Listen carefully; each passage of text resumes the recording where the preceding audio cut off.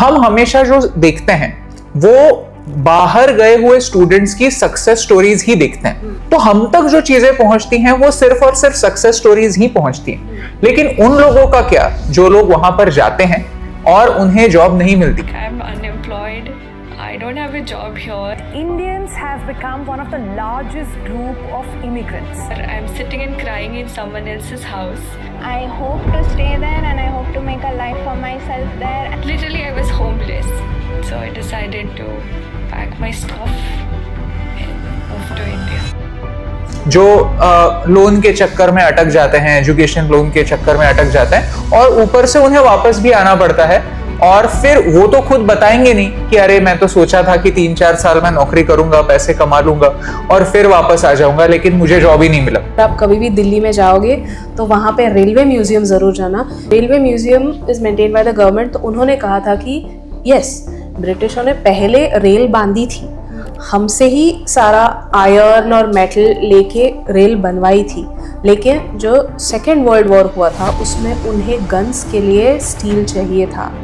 तो ब्रिटिशों ने जो रेलवे लाइन लगाई थी वो सारी तोड़ के वो जो स्टील था वो मेल्ट करके गन्स बनाए। जब हम भारत स्वतंत्र हुआ, भारत ने मेजॉरिटी रेलवे लाइंस खुद से लगाई हैं। भारत के रेलवेज को बनाने का श्रेय केवल और केवल भारत को ही जाता है। जब कुछ अचीवमेंट मिलती है तो आपके कुछ क्रिटिक्स भी होते हैं और ऑनलाइन लोग काफी कमेंट्स करते हैं। आई नो दैट कि कुछ कंस्ट्रक्टिव होंगे और कुछ थोड़े से डेट्रीमेंटल होंगे।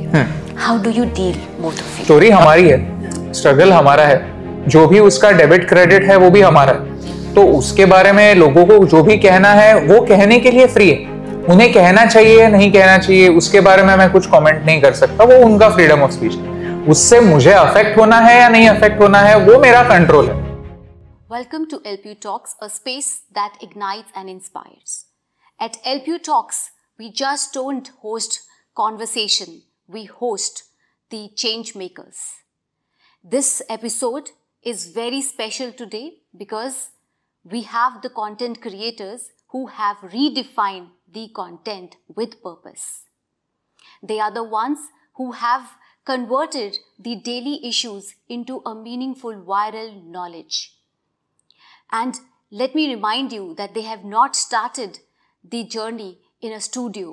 It started with a smartphone. And they have done it with a diligently asking a simple question to themselves that why can't a content be a force for good? From going viral on social media to being credited or being awarded by our Prime Minister Narendra Modi ji, they are the reminder of their journey that content can bring change in national conversations too. From 5 million plus followers, 1 million plus views, and unaddressed questions still yet to ask, we have with us the content creators Abhi and New, a storyteller, truth seeker, and the this generation which is following them for the purpose of truth. Welcome to LPU Talks, sir and ma'am. We are very thrilled to have you here at LPU. आपको कैसा लगा यहाँ के? Lovely, actually हमने इतने सारे जो colleges देखे हुए हैं, मैंने इतना बड़ा कैंपस भारत में तो किसी दूसरे कॉलेज में नहीं देखा हुआ। तो फिर आई वॉज वेरी हैप्पी, क्योंकि हम जब भी बाहर जाते हैं, किसी दूसरे देश में जाते हैं, तो फिर हम एकदम फैसिनेट हो जाते हैं कि हम जब बॉस्टन गए थे तब हम हार्वर्ड घूम के आए, MIT घूम के आए, और वहाँ पर जो हमने देखा कि इतना सारा ओपन स्पेस है।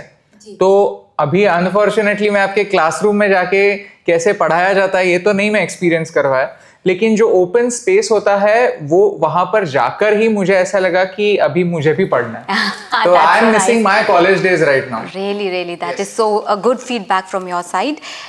मैं आपसे एक नॉर्मल क्वेश्चन अगर मैं आपसे पूछूं कि सभी लोग आपको बहुत जानते हैं, राइट? आप एक नेशनल क्रिएटर अवार्ड जीत चुके हैं।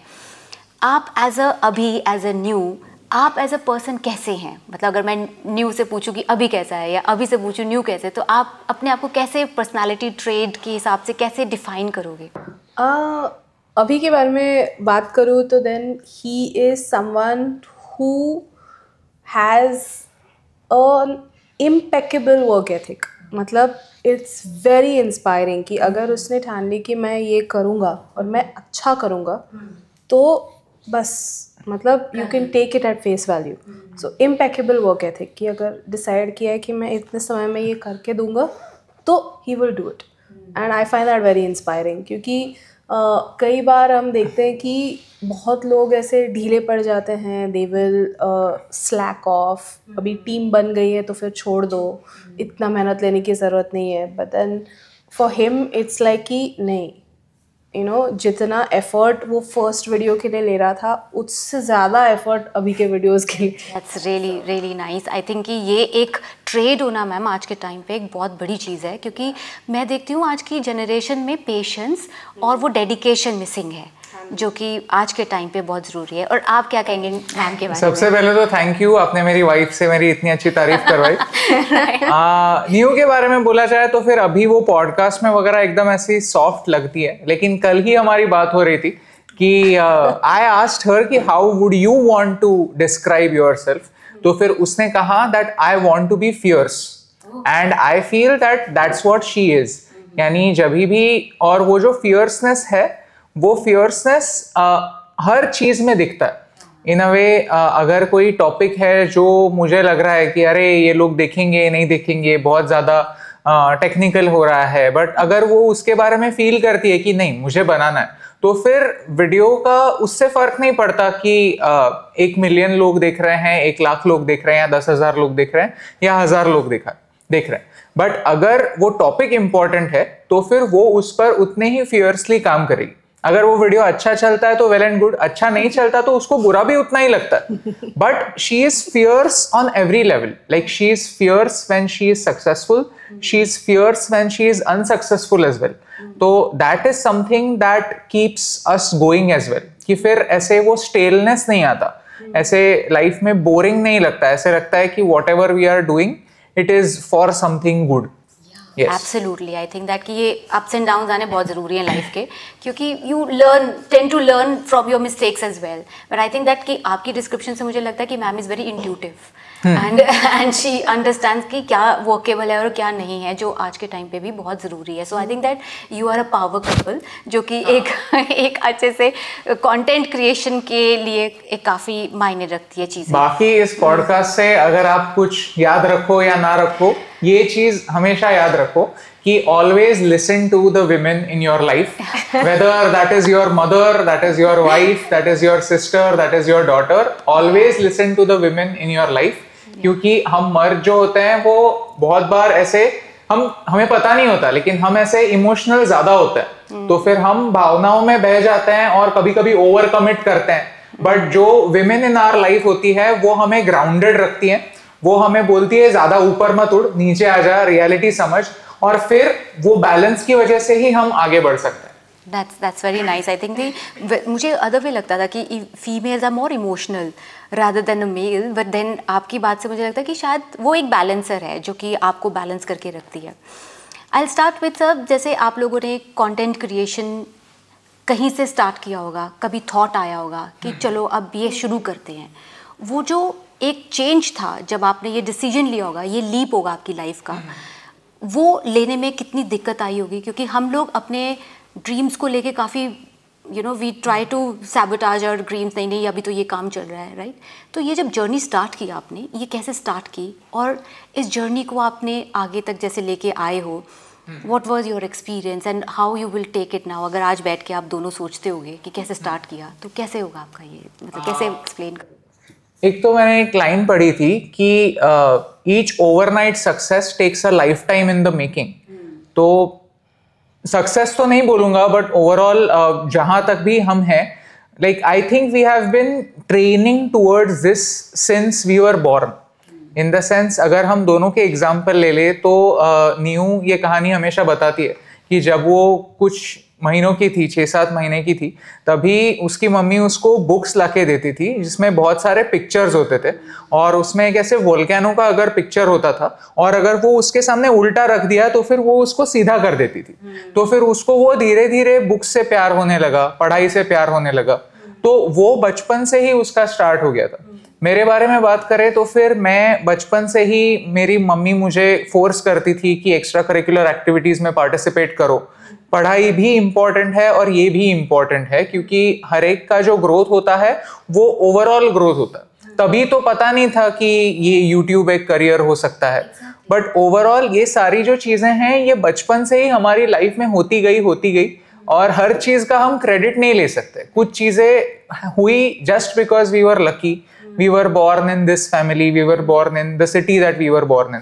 सो ये सारी चीज़ें एक साथ आ जाती है, तो फिर हर सक्सेस का क्रेडिट लेना काफ़ी ईगोइस्टिक चीज़ हो जाती है। तो ये सिर्फ हमें एक रोल है जो हमें रोल दिया गया है, किसी ने भी, ऊपर वाले ने बोल सकते हैं, हमारे परिवार वालों ने बोल सकते हैं, या फिर ऑडियंस ने बोल सकते हैं। तो ये रोल है जो हमें दिया हुआ है और हम हर दिन कोशिश करते हैं कि वो रोल अच्छी तरीके से निभाने। अभी अगर आप पूछेंगे कि शुरुआत कैसे हुई, तो एक सिंपल चीज़ थी कि हम चाहते थे कि भारत का जो पॉजिटिव पर्सपेक्टिव है वो भी दुनिया के सामने आए, क्योंकि नोबडी इज डिनाइंग कि भारत में 1000 प्रॉब्लम्स है।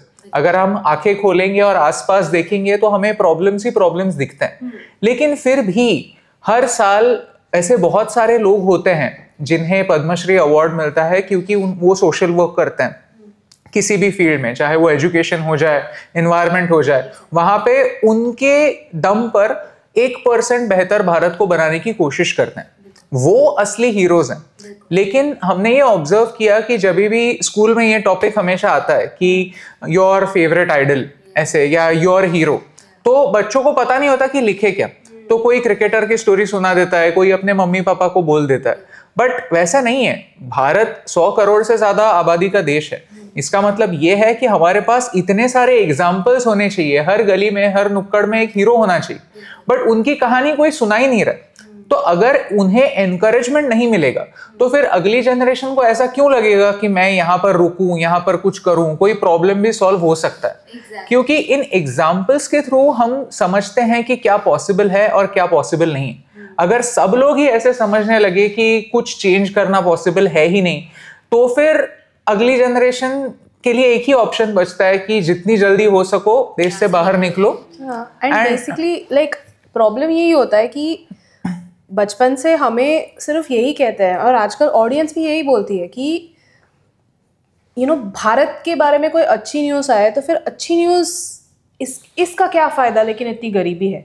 क्या भाई, गरीबी तो है, बट अच्छी चीज़ें भी साइमल्टेनियसली एग्जिस्ट कर सकती हैं। सो भारत में ये एक बहुत ही विचित्र सा एक प्रॉब्लम है, टेंडेंसी है, मैंने ऑब्जर्व किया है कि लोगों को ना ड्यूअलिटी नहीं समझती, कि लोगों के दिमाग में सिर्फ एक, वो आपने घोड़े को देखा है, घोड़ा चलता है तो फिर घोड़े के सामने ऐसा होता है तो उसको सिर्फ सामने का रास्ता ही दिखता है। लोग पब्लिक लाइफ के में और या फिर भारत के बारे में उसी तरह से सोचते हैं कि भारत में गंद है, भारत में इतने सारे प्रॉब्लम्स है, पॉवर्टी है, एजुकेशन उतना अच्छा है नहीं, मतलब हम R&D नहीं करते हैं, ये नहीं करते हैं, वो नहीं करते हैं, हज़ारों प्रॉब्लम्स हैं, उनको डिनाई कोई नहीं कर रहा है। उसी के साथ साथ इतनी सारी चीज़ें साइमल्टेनियसली एग्जिस्ट कर रही हैं, जैसे बच्चे यहाँ पर भी बच्चे बना रहे हैं, ड्रोन्स बना रहे हैं, भारत में लोग अलग अलग टेक्नोलॉजीज़ यूज़ कर रहे हैं, खुद से डेवलप कर रहे हैं, सॉफ्टवेयर डेवलप कर रहे हैं, कई सारे चीज़ों में भारत तो एक्सपोर्ट में भी काफ़ी लीड कर रहा है, लेकिन लोगों को इसके बारे में पता ही नहीं है, क्योंकि वो सिर्फ एक ही पर्सपेक्टिव से देखते हैं। तो मतलब भारत एक आपने कलाइडोस्कोप का भी देखा है, एक वो बचपन में बनाते थे हम कांच के ट्रायंगल, और उसमें हम डालते थे चूड़ियाँ वगैरह, एंड उसको हर तरह से आप हिलाओ तो फिर एक अलग पिक्चर लगता है। तो लोग भारत को हमेशा सिर्फ एक ही एंगल से देखते हैं, लेकिन उसको थोड़ा सा हिला लो तो फिर एक अलग ही पिक्चर लगता है। पॉइंट बस इतना ही है कि हमें हमारे कंटेंट के थ्रू उन लोगों को हाईलाइट करना था जो प्रॉब्लम्स को देखते हैं लेकिन वहां रुकते नहीं, वो कुछ करने की कोशिश करते हैं, और उनकी कहानियों से हमें अगली जनरेशन को इंस्पायर करना था, ताकि वो खुद भी ऐसे सोच सके कि yes it is possible and yes we can also do something about it. And I really appreciate, क्योंकि अगर आप जैसे 2-4 और सोचने ऐसे लग जाए ना, तो हमारे इंडिया में ब्रेन ड्रेन जैसी कोई प्रॉब्लम्स ना आए। जैसे मैं काफ़ी देर से ये चीज़ें देख रही थी कि Indian institutions, universities, education system में भी काफ़ी रेवोल्यूशन लाने की कोशिश कर रही हैं। मतलब अगर आप प्राइवेट और गवर्नमेंट कॉलेजेस को देखो तो हम कोशिश ये कर रहे हैं कि हमारा यूथ यही रहे और ये ब्रेन ड्रेन वाले चीज़ें जो हैं वो ख़त्म हो जाएं। जैसे आपने अभी बोला कंटेंट क्रिएशन, इस तरीके की पर्सपेक्टिव भी दिखाया जाए ताकि लोग यहाँ पे स्टे करें। पर even though with beside these all things that we are doing, आप देखोगे कि majority of even you will see the Gujarat population anywhere, even in Punjab you will say people are leaving India. What is your take on this? I mean, by seeing आप कितनी जगहों पे जाते हो, आप देखते हो कि USA में आप गए और इवन आप इंडियन इंस्टीट्यूशंस और यूनिवर्सिटीज़ में जाते हो, तो क्या आप कोई डिफरेंस फील करते हो कि ये सब चीज़ें हो रही हैं और क्या इसको रोकने के लिए कुछ आपका कुछ पीस ऑफ कंटेंट कुछ ऐसा बन सकता है या कुछ आपने इसके बारे में कभी सोचा? एक सेकंड, एक दो आंसर, एक छोटा आंसर है, एक लंबा आंसर है, ठीक है। छोटा आंसर यही है कि हर एक को यही अश्योर करना चाहिए कि उसके लिए बेस्ट क्या है, ठीक है। आपको जिस शहर में लगता है कि आपके लिए बेस्ट अपॉर्चुनिटी है, आप वहां पर जाएं, क्योंकि बाद में आप इसके बारे में कंप्लेंट नहीं कर सकते। अगर आप अभी 20 साल के हैं, अगर आपको लगता है कि एक्स शहर में आपके लिए बेस्ट अपॉर्चुनिटी है, आप वहां पर जाने की पूरी तरह से कोशिश करें और आप आपका 100% दे। सिंपल है। ये रहा छोटा आंसर, ठीक है। अभी लंबा आंसर ये है कि इसके बारे में इनफैक्ट अभी हम एक वीडियो बना रहे हैं कि हम हमेशा जो देखते हैं वो बाहर गए हुए स्टूडेंट्स की सक्सेस स्टोरीज ही देखते हैं।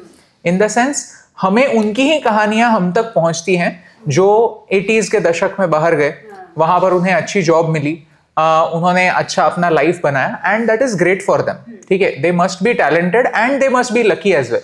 जैसे हमने हमारी कहानी के बारे में कहा कि टैलेंट के साथ साथ लक भी जरूरी होता है, और जब आप किसी दूसरे देश में जाते हो तो फिर तो लक डेफिनेटली रोल निभाता है, क्योंकि आपका H1B वीसा होता है, ग्रीन कार्ड होता है, ये सारी जो लॉटरी सिस्टम पर चलने वाली जो चीजें होती हैं वहां पर लक मायने रखता है। तो हम तक जो चीजें पहुंचती हैं वो सिर्फ और सिर्फ सक्सेस स्टोरीज ही पहुंचती हैं। लेकिन उन लोगों का क्या जो लोग वहां पर जाते हैं और उन्हें जॉब नहीं मिलती, जो लोन के चक्कर में अटक जाते हैं, एजुकेशन लोन के चक्कर में अटक जाते हैं, और ऊपर से उन्हें वापस भी आना पड़ता है, और फिर वो तो खुद बताएंगे नहीं कि अरे मैं तो सोचा था कि 3-4 साल में नौकरी करूंगा, पैसे कमा लूंगा और फिर वापस आ जाऊंगा, लेकिन मुझे जॉब ही नहीं मिला।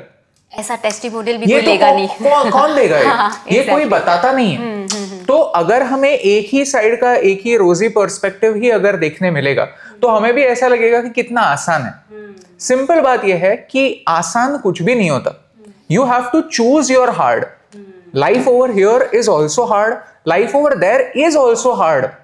You have to choose which hard and then आप उसका 100% दे दो, फिर आप कंप्लेन करना बंद करो। तो लंबा आंसर यही है कि आप वो करो जहां पर जाकर आप कंप्लेन नहीं करने वाले। क्योंकि अगर आप आपके माइंड में हमेशा विक्टिम रहोगे, कि आप अगर हमेशा सोचते रहोगे कि अरे मैं भारत के एक छोटे से गांव में पैदा हुआ इसलिए मेरा लाइफ ऐसा हो गया, मत करो। आपको भारत ने आजादी दी हुई है कि आप आपका शहर बदल सकते हो, दूसरे शहर में जाकर पढ़ाई कर सकते हो। आपको दुनिया ने आजादी दी हुई है कि आज आप दुनिया के किसी भी देश में जाकर पढ़ सकते हो, आप कोशिश कर सकते हो। अगर आप कोशिश कर सकते हो तो फिर वो अल्टीमेटली आप पर ही आता है कि आपने ट्राई क्यों नहीं किया, आप कंप्लेन किस बात का कर रहे हो, ठीक है। The only like to the second part of your question कि दूसरे देशों में और भारत में फंडामेंटल डिफरेंस क्या है कि लोगों को जाना क्यों पसंद आता है बाहर, और may be just getting out of their own social thing. I feel कि आउटसाइड इंडिया वो लोग फेलियर्स को इतना सर पे चढ़ाकर नहीं रखते। सो भारत में क्या होता है कि अगर आपने 90% मार्क्स लाए, ऑब्जेक्टिवली ये अच्छी बात है, आपने 90% मार्क्स लाए, लेकिन आप घर जाओगे तो फिर आपको क्या पूछा जाएगा, टॉपर ने कितने मार्क्स लाए। टॉपर ने 94 लाए तो आपको 90% लाने का भी दुख होगा, कंपैरिजन होगा। And at the same time तो आपको लोग फेलियर को इतना इम्पोर्टेंस दे देते हैं कि लोग जो बच्चे होते हैं वो फेल होने से बहुत डर जाते हैं। क्योंकि मैं एक कॉलेज इवेंट के लिए गई थी और वहाँ किसी ने मुझे कहा था कि मैं MBA के एग्ज़ाम दे रहा हूँ लेकिन मुझे अच्छे मार्क्स नहीं आ रहे हैं, मैं फेल हो रहा हूँ, मैं क्या करूँ। तो मैंने उसे कहा कि this was something I heard on a podcast and that really changed my perspective कि बचपन में आपने कोई बच्चे को देखा है, वो बच्चा चलना कैसे सीखता है, पहले वो उठेगा, गिड़गिड़ाएगा, 10 बार गिरेगा, तो वो जब वो गिरता है तो उसके ब्रेन में सिग्नल जाता है कि अच्छा ये जो तूने पोजीशन ली वो गलत है, देखो पैर ऐसे रखना है, फिर ऐसे रखना है और फिर बैलेंस करना है। जो पहले जो आइट्रेशन वो like in computers what you in coding and what you do कि आपका पहला आइट्रेशन गलत है तो then you go back and you do another one, तो ब्रेन वैसे ही सीखता है। तो आपने नोटिस किया होगा कि आपने कहीं गलती की तो फिर आप उससे ज़्यादा ईजिली और अच्छे से सीख पाते हो as compare to when you are successful all the time. लेकिन भारत में लोगों का, परिवारों का, पेरेंट्स का यही पर्सपेक्टिव होता है, and not just parents but समाज का, कि बंदे ने सक्सेसफुली होना चाहिए हर चीज़ में, जो हाथ लगाए वो सोना होना चाहिए, बट ऐसा होता है नहीं। तो जहाँ लोगों को फेल होने के लिए कोई स्कोप ही नहीं है, वो अनइंटेंशनली वो सोसाइटी बहुत ही सफोकेटिंग हो जाती है। क्योंकि अगर आप फेल हुए, लाइक जैसे हमने कोई वीडियो बनाया, वो वीडियो काम नहीं किया फॉर वॉट एवर रीज़न, शायद टाइमिंग गलत हो सकता है या फिर शायद एनी अदर फैक्टर, तो उसके बारे में बॉग डाउन होने से बेटर यही होता है कि ठीक है इसको फिक्स करना है तो फिर कैसे करें। अच्छा, तो वो एक फेलियर एक डेटा पॉइंट नहीं होता, लोग फेलियर को अपनी पूरी आइडेंटिटी बना देते हैं। डेटा पॉइंट होता है, हाँ, failure is a data point. So like अभी आप देखिए कि भारत में कितने बच्चे यूपीएससी के पढ़ाई में लग जाते हैं, एंड कितने लोग हमारे लिए हमारे पास जॉब एप्लीकेशन के लिए आ जाते हैं, वो 27-28 के हो जाते हैं, 3-4 तीन अटेम्प्ट होता है ना यूपीएससी, नहीं ज़्यादा, ठीक है, कि सारे अटेम्प्ट्स के लिए वो बैठ जाते हैं and they are like now we are not eligible for any more attempts. उनका पूरा जो यूथ है वो निकल गया, अब वो 30 के हो गए, अब उनके ऊपर सारी जो सोसाइटल रिस्पॉन्सिबिलिटीज है वो आ गई है और वो इतने डिमोटिवेट हो चुके। क्यों? क्योंकि उनको फेलियर से वो डील ही नहीं कर पाते कि एक अटेम्प्ट हो गया, मैं नहीं निकल पाया, ठीक है मैं 22 का हूँ, मैं नहीं निकल पाया तो कुछ और कर लूँ, कुछ और कर लूँ, वो स्ट्राइक ही नहीं होता। And suddenly you are 27, you are 30 and you are like shit, मैंने कुछ नहीं किया है लाइफ में, मेरे साथ जो थे वो 50 कदम आगे निकल चुके हैं। So this is right. So this is like if as a society we can fix this, कि हम लोगों को छूट दे कि आप गलतियां कर रहे हो, आप कर लो, बट इम्पोर्टेंट यही है कि आप वो गलतियों से सीखो। Right. So this is the fundamental. Right. तो आपने ब्रेन ड्रेन के बारे में पूछा, तो जैसे हम ट्राई करते हैं कि हर वीडियो में सॉल्यूशंस के बारे में सोचें और लोगों को भी सोचने पर मजबूर करें, तो ब्रेन ड्रेन के हमने पहले तो आइडेंटिफाई कर लिया है कि यस ब्रेन ड्रेन का प्रॉब्लम तो है, क्योंकि हम देखते हैं कि बहुत सारे ग्लोबल लेवल के कंपनीज के सीईओज इंडियन होते हैं। एक तरफ से देखा जाए तो फिर ये गर्व की भी बात है, और दूसरी तरफ से देखा जाए तो ये सोचने जैसे भी बात है कि क्या उनके लिए भारत में कोई अपॉर्चुनिटी बची ही नहीं थी। तो अभी यही सही टाइम है कि अगर भारत अभी सही दिशा में गया तो फिर इसके बाद वो सीईओ जो होंगे वो ग्लोबल लेवल की ही कंपनीज पर सीईओ लेवल पर होंगे, लेकिन वो कंपनी भी इंडियन होगी। अभी वहां तक हम कैसे पहुंच सकते हैं, हमें आगे बढ़ने के लिए पीछे देखना होगा कि अराउंड 1000-1500 साल पहले हमारे भारत में तक्षशिला, नालंदा जैसी यूनिवर्सिटीज हुआ करती थी। वो क्यों हुआ करती थी?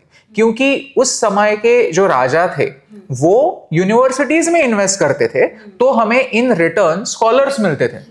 अब हम जिस चीज में इन्वेस्ट करेंगे वैसे लोग हमें मिलेंगे। तो ये हमें एज अ सोसाइटी सोचने जैसी बात है कि कितना हम इन्वेस्ट कर रहे हैं अच्छी यूनिवर्सिटीज में, अच्छा इंफ्रास्ट्रक्चर लोगों को देने में। अगर अच्छा इंफ्रास्ट्रक्चर लोगों के पास होता है तो उनका एक एक्सक्यूज कम हो गया। अभी दूसरे बहुत सारे एक्सक्यूजेस हैं जिन पर सरकार या फिर बाकी के लोग काम नहीं कर सकते। न्यू ने जो एक एक्सक्यूज की बात की वो है एस्केपिज्म, कि उनको एस्केप करना है, कि कुछ भी करके यहां से निकलते हैं, वहां का grass is greener on the other side जैसे कहते हैं, कि वहां का तो बेटर ही है, ये वो पकड़ के चलते हैं। तो ये तो उनका जो मन का भ्रम है वो उन्हें हटाने के लिए एक चीज करनी होगी कि उनके पासपोर्ट का इस्तेमाल एक बार घूम के आने के लिए करना पड़ेगा। That's it.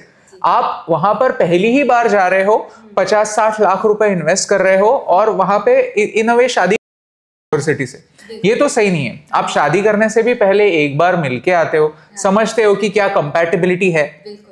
तो वैसे एक बार पासपोर्ट का इस्तेमाल कीजिए।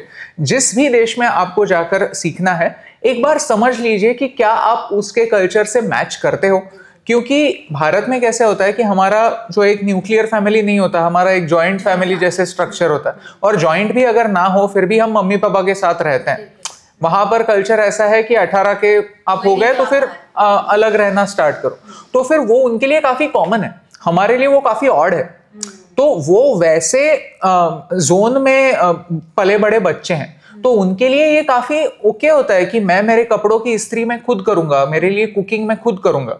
हमारे यहाँ पर कितने लड़के होते हैं जहां पर कुकिंग ही नहीं आता, कभी किया ही नहीं है, वो पहली बार जब वहां पर जाता है तब सीखते हैं कि कुकर कैसे लगाना है।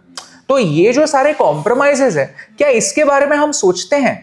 हम इसके बारे में सोचते नहीं है, और फिर उसके बारे में बात भी नहीं करते, क्योंकि फिर अगर वहां पर जाने के बाद 40-50 लाख ऑलरेडी इन्वेस्ट करके हो गया है, तो फिर वो मैंडेट हो जाता है कि करना ही है, अभी तो कंप्लेंट नहीं कर सकते, कर नहीं सकते। अब तो फिर ये एस्केपिज्म का जो प्रॉब्लम है, ये तो हर फैमिली को ही सॉल्व करना पड़ेगा। बिल्कुल सही सर। जैसे आपने, I will go to that level जहाँ पे आपको नेशनल लेवल क्रिएटर्स अवार्ड मिला, और आपको our prime minister Narendra Modi ji के साथ खड़े होने का अवसर मिला।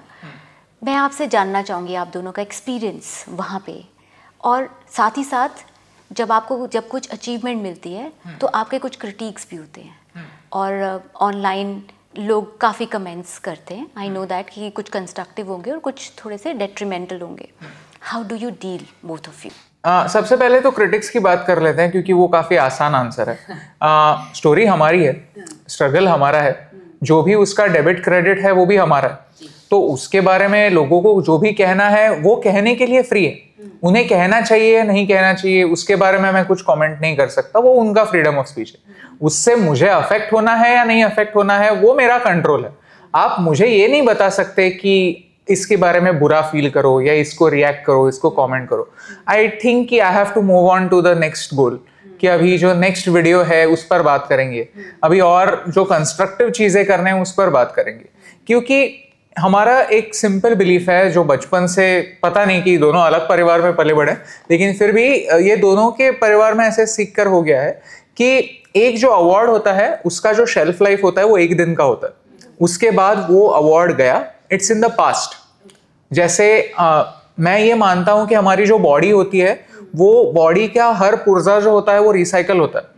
7 साल में हमारे खून से लेकर सारी की सारी चीजें रिसाइकल हो जाती है, पूरे के पूरे हमारे एटम्स अलग हैं। यानी 7 साल पहले जो मैंने किया था उसका क्रेडिट मैं आज नहीं ले सकता, मैं बंदा ही अलग हूं। तो फिर जो अवार्ड मिलके हो गया है उसको मैं ईगो पर लेकर ऐसे भी नहीं रख सकता कि मैंने कुछ अचीव किया है, ये भी मैनेज करना पड़ता है। और दूसरी बात ये भी होती है कि अगर मैं उसका मन पे नहीं ले रहा हूं तो फिर मैं क्रिटिक्स का भी मन पे क्यों लूं। तो फोकस ऑन द प्रेजेंट, कि आज मैं ऐसा क्या कर सकता हूं जिसकी वजह से मुझे कल कोई अवार्ड मिले या फिर कोई बंदा लुकअप करे। मैं क्या कर सकता हूं कि जो जिंदगी मुझे आज मिली है, जो मेरे कंट्रोल में है, उससे मैं कुछ अच्छा कर सकता हूं। अभी आता हूं वो दूसरे वाले सवाल पे कि प्राइम मिनिस्टर मोदी जी से मिलकर कैसा लगा। ऑफ कोर्स बहुत अच्छा लगा, क्योंकि एक तो ऐसी अपॉर्चुनिटी हर एक को नहीं मिलती, तो फिर वो प्रिविलेज फील हुआ, एक वैलिडेशन फील हुआ कि यस हम जो भी कर रहे हैं वो कोई ना कोई देख रहा है। क्योंकि हम जिन भी मुद्दों पर बात करते हैं, फिर वो हवा के पोल्यूशन के बारे में हो, पानी के इशू के बारे में हो, या फिर किसी भी मुद्दे के बारे में हम बात कर रहे हैं, एटलीस्ट वो कोई ना कोई दिख रहा है। तो कोई ना कोई ऐसा देख रहा है जो उस पर विचार करेगा। हर एक के पास टाइम नहीं होता कि वो हर एक रिपोर्ट पढ़े, उसके बारे में सोच विचार करे कि हम सोल्यूशन कैसे कर सकते हैं। लेकिन अगर हम उसको कंप्रेस करके एक आसान भाषा में उन तक समझा रहे हैं, और उनके भी कई मीटिंग्स होते होंगे, वहां पर भी कई आइडियाज डिस्कस होते होंगे, अगर ऐसे ही आइडिया कोई एक्चुअली इंप्लीमेंट हो जाए तो फिर भारत का ही भला होना है, हमारा ही भला होना है। तो फिर ये एक अश्योरेंस जो था, वो अवार्ड तो ठीक है, वो अवार्ड मिलना ना मिलना दैट्स अनदर थिंग, बट कोई इंपॉर्टेंट ये वीडियोस देख रहा है, ये अश्योरेंस उससे काफी बड़ा अश्योरेंस है। क्योंकि ये हमारे कल के स्टेप को गाइड करता है कि कल अगर हमें वीडियो बनाना है तो हमें ये सोचने की जरूरत नहीं है कि 1 मिलियन लोग देख रहे हैं, एज लॉन्ग एज वो एक बंदा देख रहा है जो कुछ कर सकता है। आई थिंक कि वो एक बहुत एक पॉजिटिव एस्पेक्ट है हमारे प्राइम मिनिस्टर का, कि वो हमारे यंग क्रिएटर्स को एक्नॉलेज करते हैं and they are connected with youth. So I think that's very, you know, I feel very acknowledged and appreciate कि ये बहुत अच्छी चीज़ है आप लोगों की लाइफ का. Sir, if I go to, you know, जैसे आपको कहा जाता है कि आप fearless content creators हैं. You bring out truth. आपने बहुत सारे मुद्दे उठाए, जैसे कि आपने मिज़ोरम का मुद्दा उठाया, आपने ऑपरेशन सिंदूर को भी एक्नॉलेज किया और उसको प्रेजेंट किया, और बहुत सारे ऐसी चीज़ों को आपने फियरलेसली प्रेजेंट किया. बट क्या आपको कुछ थ्रेट्स या कोई ऐसी चीज़ें जो आपके सामने आई हो जो आपको लगा कि I was not expecting this, कुछ ऐसी लाइफ में हुआ हो आपकी? I was not expecting this, ऐसे तो कहना मुश्किल होगा, क्योंकि जैसे आपने कहा कि ये तो कोई लेमैन भी समझ सकता है कि जब हम कुछ मुद्दे उठाते हैं जो उतने इजीली डाइजेस्टेबल नहीं है, हम तो कॉमेडी कंटेंट नहीं बना रहे कि हम स्किट वगैरह नहीं बना रहे, तो फिर कोई ना कोई तो ऑफेंड होने ही वाला. इंटरनेट का एक रूल ये है कि nobody wants to know your opinion, they just want to validate their own opinion coming from your mouth. कि लोग वही सुनना चाहते हैं जो वो ऑलरेडी सोच रहे हैं. इतना सिंपल बात है. तो फिर मैं हर एक को खुश नहीं कर सकता, ये हमें समझना ही होगा. और ऑफ कोर्स हम इंसान हैं, हम कोई ऐसे भगवान नहीं है, संत महात्मा तो है नहीं कि बुरा नहीं लगता. Nobody likes to be misunderstood.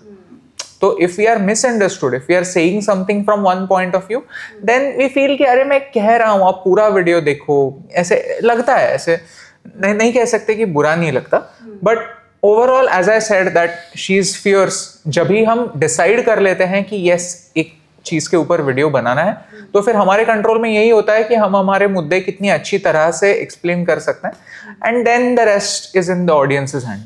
And ma'am, what is your opinion about कि जैसे कभी कई लोग जैसे थ्रेट वाले क्वेश्चंस करते होंगे या कुछ ऐसे कमेंट्स आते होंगे जो कि बिल्कुल you know you were not expecting, तो आपका रिएक्शन क्या होता है उसके ऊपर? एक्चुअली यू नो पहले जब हमने शुरुआत की थी तो तभी I was just happy that we were getting those comments because it meant more engagement. फिर हमने उनके बारे में सोच विचार करना शुरू किया, फिर बुरा लगा, फिर now I am back to where I was before कि कोई फालतू सा कमेंट करता है, so I am like thank you for the engagement, thank you for telling the platforms that my content is worth it and it should spread. Thank you. And ma'am, if I ask you कि कोई ऐसी कोई 3 चीज़ें अगर आपको change करना चाहो India में, तो वो क्या होंगी? पहली बात तो मुझे ये चेंज करना है कि जो हमारे शहर जैसे बनते हैं वो लाइक जैसे बिल्ड वगैरह होते हैं, उन्हें मुझे चेंज करना है. एंड उसके लिए फंडामेंटली यही प्लांट सिटीज़ तो होने ही है, बट प्लांट सिटीज़ में भी ड्रेनेज, गार्बेज, ये सारे प्रॉब्लम्स होते ही हैं. तो प्लानिंग मतलब किस लेवल तक प्लानिंग होती है? सिर्फ रास्ते ऐसे यू नो स्क्वायर वाले फॉर्मेट में डालने से सिटी प्लान नहीं होती. लेकिन सिटी में फ्लडिंग वगैरह होती है कि नहीं, वो क्लाइमेट चेंजेस के लिए कितनी अडेप्टेबल वगैरह है, ये सारी चीज़ें भी देखनी इंपॉर्टेंट होती हैं. तो then I would like to change that, because ये एक बहुत ही लो हैंगिंग फ्रूट है कि आप रास्ते बना रहे हो तो साइड में ड्रेनेज बनाओ, एक होल बनाओ जहाँ ड्रेनेज से कनेक्टेड है, तो बारिश कितनी भी आएगी तो वो होल से जाएगा पानी. So it's not rocket science. So first is the change in the the change the city's infrastructure. Second, मुझे अगर इंडिया में कुछ चेंज करना होगा तो मुझे लोगों का ये एटीट्यूड चेंज करना होगा कि मुझे लगता है कि भारत के लोग बहुत एंटाइटल्ड हैं. क्यों ये इसी वजह से आता है क्योंकि लोगों को सिर्फ अपने काम से मतलब होता है. मतलब दिस इज़ इन, मैं किस बारे में बात कर रही हूँ मैं आपको समझाती हूँ कि बहुत बार आपने देखा होगा कि रास्तों पर ट्रेन के बाहर सब जगह कचरा होता है. ये कचरा करने वाले लोग हम ही होते हैं. आई मीन नॉट मी, मैंने एक बार स्कूल में वैसे किया था और मुझे बहुत शर्म आई थी. उसके बाद मैंने लाइफ में कभी कुछ फेंका नहीं है वैसे. सो आप लोगों को टोको भी कि आप मत फेंको वहाँ पे, तो आपके सामने फेंकेंगे और बोलेंगे आप लो, आपको पढ़िए. तो सिविक सेंस नहीं, ये एंटाइटलमेंट है कि नहीं, सिविक सेंस तो है ही नहीं, बट एंटाइटलमेंट है कि मुझे जो करना है वो मैं करूँगा और ये सुधारना मेरा काम नहीं है. It's entitlement. एंड ये प्रिटी मच पूरे देश में है कि लोगों को लगता है कि मैंने मेरे घर से बाहर कचरा फेंक दिया तो बस अभी it is the municipality's job to get it, it's somebody else's job, अभी मेरे हाथ से चला गया है, वो किसी और का है. तो ये वाला एटीट्यूड मुझे बदलना है. एंड तीसरी बात मुझे ये बदलनी है कि मुझे लगता है कि भारत के लोग काफ़ी मतलब खुद को पुश नहीं करते. मतलब I know that there is a huge section that pushes themselves, इसलिए इतने स्टार्टअप्स और इनोवेशंस हैं. बट किस हिसाब से मैं बताती हूँ कि आप अगर सिटीज़ में अगर जाके देखोगे तो बिल्डिंग्स की डिज़ाइन, जनरल कुछ ये सेंस, लोग ना खुद को बहुत लिमिट करते हैं. You know, I feel like उनको वो आसपास के, आपके आसपास अगर देखोगे कि आपके आसपास अगर लोगों को एक स्क्वायर बनाने नहीं आती और आपने सही से बना लिया तो लोगों को लगता है कि ये सही है. मीडियोक्रिटी. इट्स मीडियोक्रिटी, या इट्स मीडियोक्रिटी कि भारत के लोग बहुत मीडियोकर हैं और बहुत मीडियोक्रिटी को सेलिब्रेट करते हैं. तो इसीलिए आप अगर डिज़ाइन वाले इसमें देख लो, कहीं वाले इसमें हल्के से भी, I am not even saying कि कंपेयर टू यूरोप और यूएसए और अदर ऑस्ट्रेलिया और एडवांस्ड कंट्रीज़, बट आप श्रीलंका से कंपेयर करो, आप थाईलैंड से कंपेयर करो, आप सिंगापुर से कंपेयर करो, जहाँ पे वेदर भी सिमिलर होता है, वहाँ भी गर्मी होती है, वहाँ भी बारिश गिरती है, तो फिर एक्सक्यूजेस नहीं रहते. सो ये तीन चीज़, सर आपके हिसाब से तीन चीज़ें क्या चेंज करनी चाहिए भारत में? अभी न्यू ने मेजरली सिविक सेंस वगैरह इस डायरेक्शन में बोला, तो फिर मैं थोड़े दूसरे डायरेक्शन में बोलता हूँ कि एक तो हमें डिपेंडेंसी कम करनी होगी. इन द सेंस अभी अगर हम देखें तो हम हार्डवेयर के लिए पूरी तरह से चाइना पर डिपेंडेंट है और सॉफ्टवेयर के लिए कम्प्लीटली वेस्ट पर डिपेंडेंट है. ऐसा नहीं है कि लेकिन हमारे कितने सारे गवर्नमेंट एजेंसीज हैं जो अभी भी जीमेल यूज करते हैं. यानी अगर हमारा कल जाकर अमेरिका के साथ झगड़ा हो गया और उन्होंने गूगल को बता दिया कि अब बस हो गया, अभी आप इंडिया में ऑपरेट नहीं करोगे, तो क्या हमारे पास ईमेल ही नहीं होगा? ये एक काफी बड़ा क्वेश्चन मार्क है. और एक ईमेल सर्विस हमारी खुद की बनाना एटलीस्ट गवर्नमेंट एजेंसीज के लिए ये कोई बड़ी बात नहीं है. तो फिर यहाँ पर फोकस करके अगर हम एफर्ट्स करेंगे तो हो सकता है. और यही बात अभी धीरे धीरे ऑपरेशन सिंदूर के बाद या फिर पिछले 5-6 सालों में लोग रियलाइज कर रहे हैं कि डिफेंस में भी अप्लाई होती है कि हम हर चीज पे डिपेंडेंट नहीं रह सकते, क्योंकि वॉर लाइक सिचुएशन में अगर जेट्स पहुंचे ही नहीं, डिलीवरी ही नहीं आई, तो फिर हम कैसे वॉर लड़ेंगे? हमारे सोल्जर्स तो रेडी हैं, बट उनके पास अगर एम्यूनिशन ही नहीं पहुंचेगा जो हम बाहर से अगर इंपोर्ट करते हैं, तो ये चीज हमें बदलनी पड़ेगी. ये एक बात हो गई. दूसरी बात ये हो गई कि क्या कह सकते हैं, थोड़ा मैं डिफरेंट सोच रहा हूँ कि जो उसने कवर ऑलरेडी नहीं किया. Yes, I will say one thing कि भारत में हमें एक चीज अगर बदलने की जरूरत है तो वो है कि हमें ज्यादा पढ़ना स्टार्ट करना पड़ेगा. इन द सेंस अभी मैं कोशिश करता हूँ कि मेरे घर के आसपास अच्छी लाइब्रेरी ही नहीं है, तो आजकल हम बुक्स पढ़ना हमने बहुत कम कर दिया. बट अगर हम सोचेंगे तो फिर एक बुक एक ऐसी चीज होती है जो 500-600 रुपए में आपको दुनिया भर की सैर करा लाती है. आप किसी भी दूसरे टाइम जोन में जा सकते हो, 200 साल पीछे जा सकते हो, 200 साल आगे जा सकते हो, किसी नई सब्जेक्ट के बारे में सीख सकते हो, और ये सब सिर्फ ऐसे एक बर्गर के प्राइस में अगर आपको मिल रहा है तो फिर लोगों को पागल जैसे वो लूटना चाहिए. जैसे अगर आपके सामने सोना पड़ा हुआ मिला तो फिर कैसे सब लोग ले लेंगे, जितना हो सके, जितना ले सके उतना कम है. लेकिन वैसे हम नहीं करते. अनफॉर्चुनेटली हमारा रीडिंग काफी कम हो गया है और उसके लिए मोबाइल जिम्मेदार है. तो फिर I would love to see more people taking up reading. तो फिर इस साल मैं काउंट कर रहा हूँ कि मैं कितनी बुक्स पढ़ रहा हूँ. अभी तक आई फील कुछ 33 बुक्स पढ़ के हो गई हैं. मेरा टारगेट है कि इस साल मैं 100 बुक्स पढ़ूँ. तो हाँ, यानी 50 तो हो ही जाती हैं, बट इस साल 100 करनी है. तो आई फील कि more people should read more. And I feel लोगों को फाइनेंशियल एजुकेशन की डेफिनेटली ज़रूरत है, क्योंकि आजकल इतना आसान हो गया है. यूपीआई एक रेवोल्यूशन है, बट प्रॉब्लम ऐसा है कि अभी हम कैश यूज़ नहीं करते. तो कैश जब हम यूज़ करते थे तो ऐसा होता था कि अगर वॉलेट में पैसा है और धीरे धीरे वॉलेट का अगर पैसा खत्म हो रहा है तो हमें एक विजुअल क्यू मिलता था कि हमारा पैसा ही सारा खत्म हो गया है, तो फिर वापस बैंक में जाओ, पैसे लेकर आओ. लेकिन अभी हमारे मोबाइल से बैंक कंप्लीटली कनेक्टेड होती है, तो कोई हमें विजुअली बताने वाला ही नहीं है कि आप बहुत ज़्यादा खर्च कर रहे हो. वो सीधा अगर आप साल के एंड में देखोगे कि अरे इतना पैसा गया कहाँ पर, तो फिर पता चलता है कि अरे इतना खर्चा होता है. आज कितने सारे लोगों को पता भी नहीं होता कि उनका महीने का खर्चा क्या है. हो सकता है बहुत सारे ऐसी चीजें आ गई है कि बाय नाउ पे लेटर वगैरह, ये सारी चीजों की वजह से बहुत सारे लोग जितना कमाते हैं उससे ज़्यादा खर्च करते हैं और ये उनको पता भी नहीं चलता। तो फाइनेंशियल एजुकेशन एक ऐसी बात है जो मैं बदलना चाहूँगा। Very nice. And I will take a quick rapid fire with both of you, right? And I think that I will ask from New first.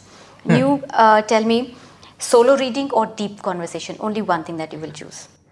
Deep conversation. Okay. Voiceover or on-camera presence? On camera presence. Train journey or bike trip? Train journey. No bike trip. नहीं train journey उसके लिए। Okay, चलो आपसे शुरू करते हैं। Books और podcast? Books. Instagram or YouTube? YouTube। Okay. 1 million views with hate comments or 10K views with love and affection? 1 million views with hate comments। Why? Of course, ज़्यादा पैसा आएगा ना उससे। That's very nice. क्योंकि hate comments को ignore करना काफ़ी आसान है मेरे लिए। Yeah. I think that's something which I have to learn from you as well. All right. How do you see in 2047 India should be or would be like? क्या आप देखना चाहोगे 20? There are like two different answers to this. How India should be? India should be like economically much better. India should be जहाँ सिर्फ मुंबई, दिल्ली, कोलकाता, चेन्नई, बैंगलोर जैसे शहर नहीं हो, जो टियर 2 सिटीज़ हम बोलते हैं वो टियर 1 बन जाए एंड सारे ऊपर आ जाएं, ताकि सिर्फ 4-5 शहर ना हो बाकी भी हों। ऐसे बहुत सारे हैं, ताकि जो हमारी यूथ है वो इंटरेस्टेड हो, वो इनोवेट करे, तो भारत एक्चुअली विकसित हो। ये should be. How it will be that I don't know, क्योंकि बहुत सारी चीज मतलब उस रियलिटी उस ड्रीम को रियलिटी बनाने के लिए बहुत सारे स्टेप्स लेने आवश्यक हैं और अभी लेने की आवश्यकता है उसको। क्योंकि अगर आप सिटीज़ फिक्स नहीं करते तो लोग वहीं के वहीं प्रॉब्लम्स होते रहेंगे हर साल। अभी अगर आप ये फैमिली सिस्टम चेंज नहीं करोगे, वो फेलियर की मैंने बात की, अगर लोग चेंज नहीं करेंगे तो फिर इनोवेशन ही नहीं होगा। अगर लोग जनरली खुद पर काम नहीं करेंगे और एंटाइटल्ड होके बैठ जाएंगे कि तो फिर भी देश की प्रगति नहीं होगी। अब हम देखते हैं कि कितने सारे लोग होते हैं, उनको पोजीशन ऑफ पावर मिलता है तो फिर वो मिसयूज़ करने के लिए ही लग जाते हैं, देश की प्रगति नहीं करते, अपना काम नहीं करते। वो नहीं बदलेगा तो फिर देश नहीं बनेगा। तो जो भारत का जो विजन है उस तक पहुंचने के लिए बहुत सारे कंडीशनल चीज़ें हैं, स्टेप्स हैं जो हमें लेने पड़ेंगे। सो I think that mindset is one thing that you have said very rightly कि mindset change होना बहुत ज़रूरी है। सर आपके पॉइंट ऑफ व्यू से क्या होना चाहिए? मुझे लगता है कि 2047 तक हमें डीकोलोनाइजेशन करना होगा। डीकोलोनाइजेशन इन द सेंस, मेरा ऐसा विश्वास है कि आज़ादी हमें सिर्फ एक मोमेंट में नहीं मिलती, आज़ादी हमें अलग अलग स्टेजेस में मिलती है। इन द सेंस ऐसा नहीं हो गया कि सिर्फ अंग्रेज चले गए इसका मतलब हम पूरी तरह से आज़ाद हो गए।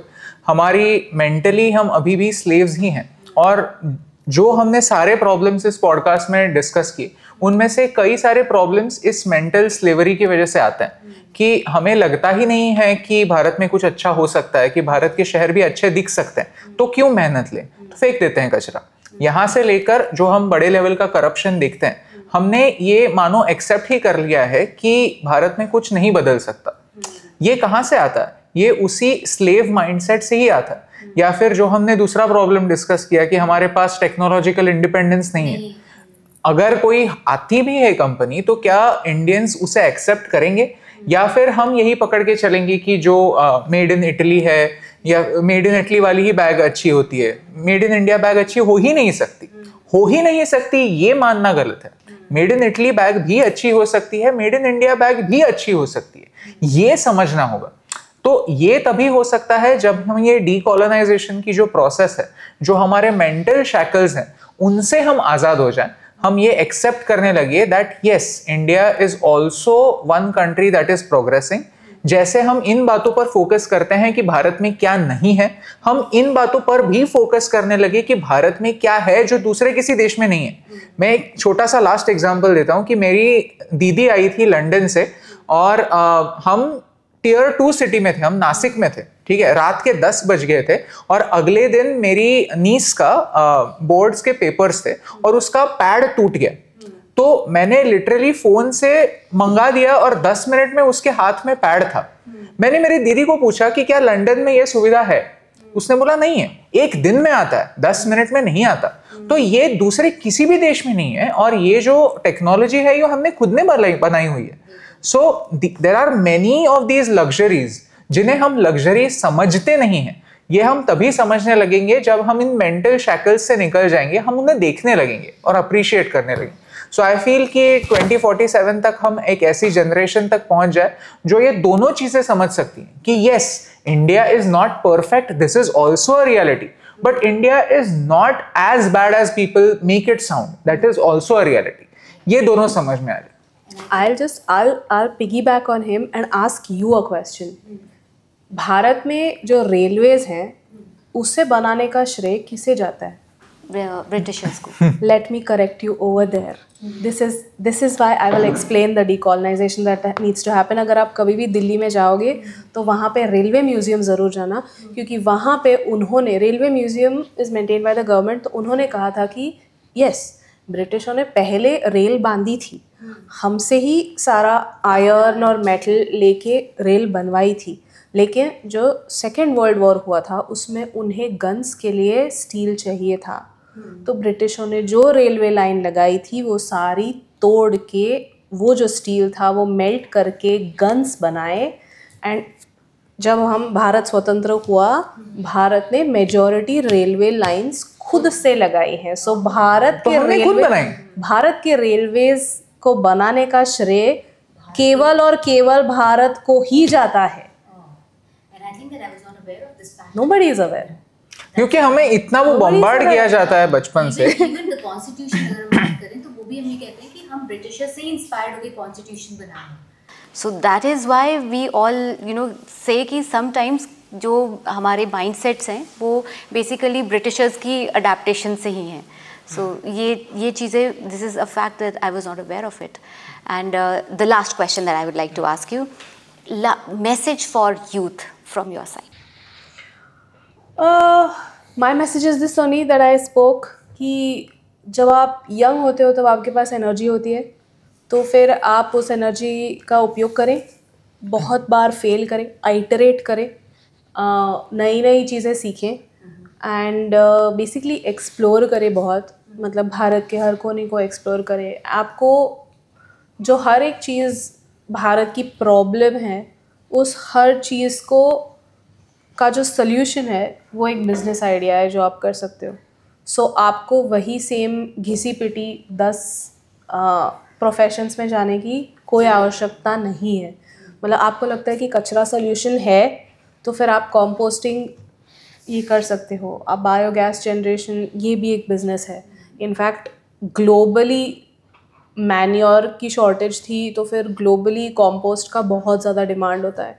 तो आप अगर भारत में नहीं बेच सकते तो एक्सपोर्ट भी कर सकते हैं, कई लोग एक्सपोर्ट करते हैं। तो हर एक प्रॉब्लम में एक आइडिया, एक बिजनेस छिपा हुआ है, तो फिर just go for it. Sir, your message to you for youth? I feel हमारे आसपास इतने प्रॉब्लम्स होते हैं, इतने नेगेटिविटी होती है कि सब लोग ओवरवेल्म हो जाते हैं कि क्या करूं क्या ना करूं, मेरे एक के करने से क्या फ़र्क पड़ता है। तो ओवरऑल मेरा उनके लिए मैसेज सिर्फ इतना ही है कि आपको बहुत ज़्यादा एक्सपेक्ट खुद से करने की ज़रूरत नहीं है। आपको सिर्फ एक छोटे से दिए जैसा काम करना है जो दुनिया के एक किसी कोने को भी थोड़ा सा रोशन कर दे।